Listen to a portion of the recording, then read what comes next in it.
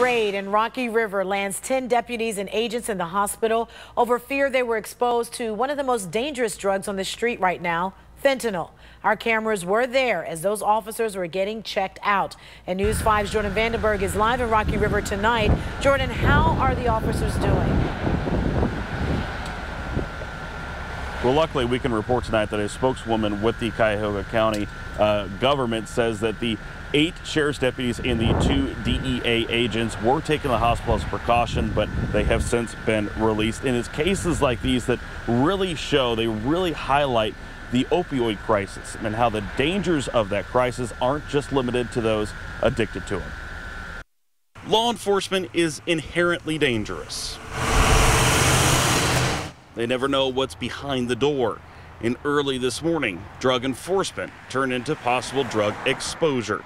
This time it was fentanyl, county officials say, as 8 detectives from the Cuyahoga County Sheriff's Office and 2 DEA agents were taken to the hospital as a precaution after possibly being exposed to the powerful opioid fentanyl. The powerful painkiller is 50 to 100 times more potent than morphine. Making it even more dangerous is the fact that it can be inhaled or absorbed through the skin. Fentanyl has brought big changes to law enforcement and prompted the DEA to issue this warning video to cops across the country. As the fentanyl threat increases, so does the risk to you. Something that looks like heroin could be pure fentanyl. Assume the worst. Spent packages of Narcan littered the Rocky River apartment complex as it appeared that some people on scene were administered the opioid reversing drug. The area was also blocked off for hours. Officials also say a man inside the apartment was taken to the hospital before being taken into custody. And not only that, 2 children, both under the age of 10, were taken to the hospital for a wellness check. Under new guidelines by the DEA, many law enforcement agencies no longer field test fentanyl because of its dangers.